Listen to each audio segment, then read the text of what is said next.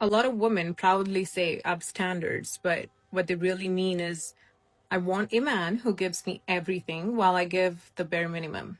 You want a man who's emotionally mature, financially stable, loyal, masculine, emotionally intelligent, while you can't handle accountability. You don't know how to communicate.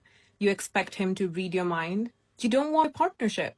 You want a provider, a therapist, a mind reader, all in one man. You demand emotional maturity, but you get defensive the moment you're called out. You want consistency, but chase men who give you anxiety because chaos feels exciting. You say you want a masculine leader, but reject anything that requires you to show up feminine. You call it high standards, but it's really just entitlement. Standards aren't about what you demand from others. Standards are about what you demand from yourself. If you want emotional maturity, heal your triggers. If you want consistency, stop entertaining inconsistency. If you want depth, stop showing up shallow. If you want leadership, be someone worth leading. And that's why you keep getting hurt. Not because good men don't exist, but because you're not the woman your ideal man would choose. Build your standards on your character, not fantasies. Because when you call entitlement empowerment or feminism, it's not confidence, it's delusion. She's describing what men have been saying for years. Modern women talk about high standards, but they are just demands without real justification behind them. They cannot ask for emotional maturity if they shut down the moment they're challenged. They cannot demand stability when their own life is chaos. They cannot require masculine leadership while refusing to embody anything feminine in return. What women call standards are usually fantasy-based expectations. A man who is a protector, provider, healer, therapist, mind reader, emotional sponge and financial safety net, all while she brings nothing to the table. If modern women want consistency, they have to stop entertaining inconsistent men. If they want depth, they have to stop showing up shallow. If they want loyalty, they have to become the kind of women worth committing to. Women are not struggling because good men don't exist. They're struggling because they still haven't become the types of women their ideal men would actually choose. Modern women focus on themselves instead of trying to appease the types of men they actually want to be with. They're lost! I'm probably late to the party, but have you guys heard of this chopped man thing?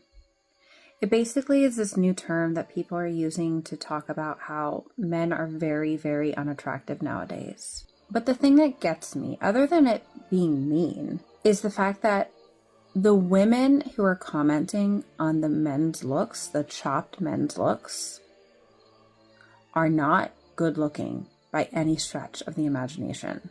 And I'm not saying any of this to be mean. I'm truly not. But like, some of these girls need to wake up. They're acting as if looks are a currency and they are rich. And Biddy, how about people just be nicer? It's funny, the whole chopped men trend accidentally exposes the exact thing men have been saying for years. The loudest critics of men's looks are often the same women who would never survive under the very standards they impose. When average women call average men chopped, it exposes the unrealistic expectations women have for themselves. They tell each other they're beautiful, they have simps in their DMs inflating their egos, random chadrones who pumped and dumped them out of boredom and makeup that leads them to a false perception of beauty. It's no wonder why these women think they're models. What you're seeing now is the outcome of a decade of delusion, dating markets built on entitlement instead of self-awareness. And the irony, the men they mock have already adapted. They've gone to the gym, worked on their money, their value, their status. Meanwhile, the critics are still arguing about a man's jawline from behind a face filter. Stop it. Get some help. You know what sucks? Feeling like you'd been lied to your whole life. I'm now 29, and up until probably last year, I went on the side of being feminist, thinking that a woman don't need no man. And what is it that everyone says now? Adding to the declining population. Even though my whole life I've always wanted to be a mother and have kids, but instead I was sold a lie, did what everyone else was doing, and I partied and I drank and I had casual sex. Now I'm 29 and I really thought when I was a kid, 4 years old, and you're like, when I grow up, I just wanted to be a mum.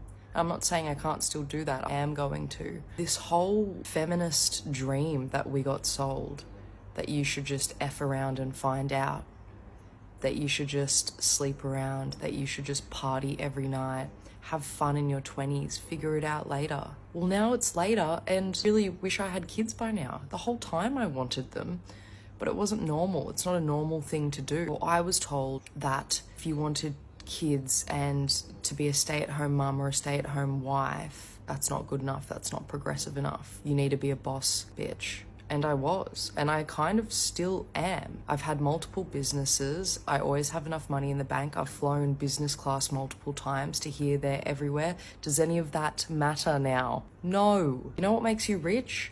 Family, kids. And I'm sure this happens to a lot of women my age who have gone down the same path of being a boss bitch, traveling everywhere, meeting all these people. That's all well and good. I had fun a lot of the time, but a lot of the time I didn't, because I felt like I was going against my natural way, why I'm actually here, and forcing myself to do things I didn't want to do because society told me that that was normal. Society has convinced us that it's normal for women to go out binge drinking and having casual sex rather than finding the one, waiting for them, getting married and having kids. We've been convinced that that's the wrong way. She's describing something a lot of women are finally admitting in their late 20s and early 30s, that the just party, sleep around, chase the boss babe dream, you don't need a man narrative sold to them sounded empowering at 21, but feels like a bill coming due at 29.